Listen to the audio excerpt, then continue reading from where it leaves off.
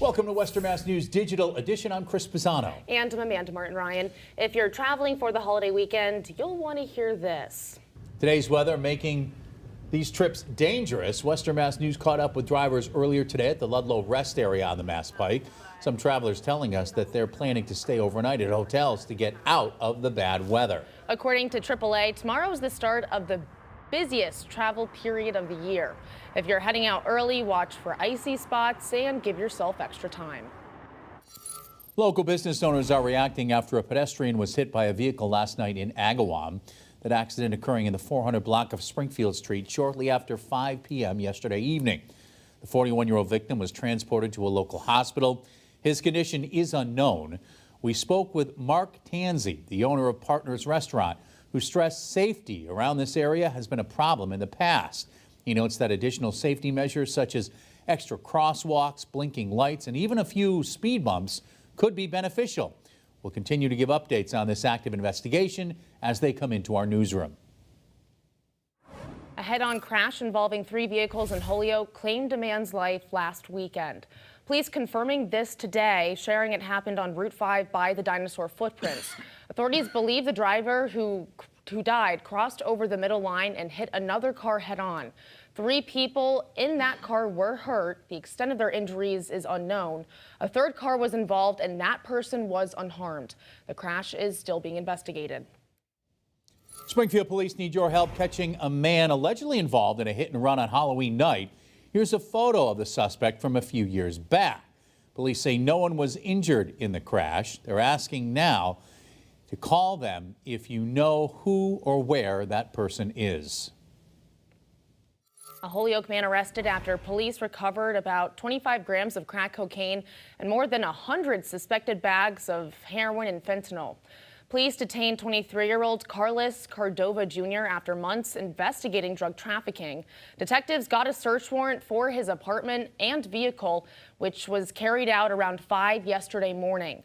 Cordova Jr. faces several drug-related charges.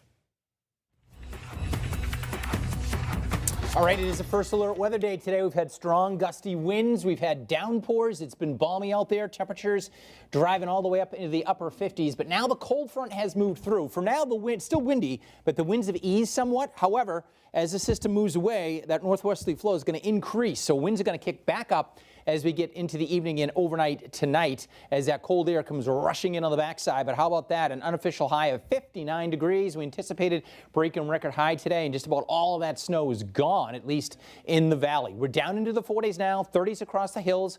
We've seen some flakes starting to mix on in. Winds right now swinging around into the northwest. So for the next couple of hours, it's blustery, but then those winds will crank again. Still have the potential to gust over 45 in the valley and over 55 across the hills as the system races on through. And there's some snow showers that are going to be changing over to snow showers across the hill towns and even some flakes in the valley. So if you're going to be out later tonight, do watch out for black ice and slippery spots as those temperatures go down into the 20s. Look at this severe thunderstorm warning down towards New York City. Strong gusty winds as this thing rotates on through. I think this will slide just to our south, but something to watch out for if you're heading down into perhaps Connecticut if that holds together. But you can see the steady rain for the most part has pushed out. It's been kind of that showery, downpoury type rains today for the most part, but we're catching a bit of a break, but we may fill back in with at least some snow showers in the hills and maybe kind of like a mix of snow showers and rain showers in the valley as we begin to cool off, and then around midnight or thereafter will dry out. So no major accumulations in the valley, but that's going to lead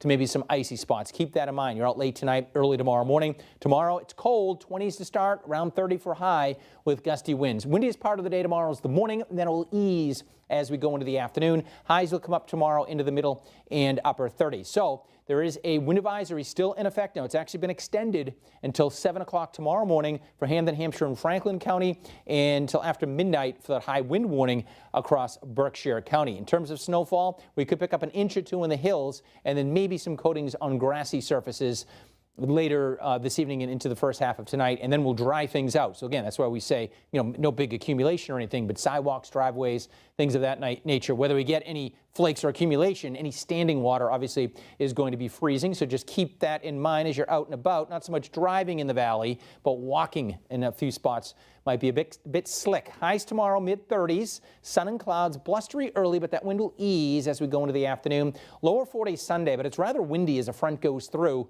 We'll have clouds mixed with that sunshine, and that's an Arctic front that's going to drop our temperatures down for Monday. So for tomorrow, if you're out and about, I mean, not a bad day. It's going to be blustery and chilly, but no problems. You're getting that last-minute Christmas shopping in. Same deal for Sunday as well. We can't rule out a spot shower as the front moves through during the afternoon, and that front will bring down our temperatures. Highs on Monday only around 30 degrees. It's going to be blustery as well, and we're still anticipating a clipper system to perhaps bring us a touch of light snow along about Tuesday. All right, that's your forecast. We'll see you at 4 o'clock.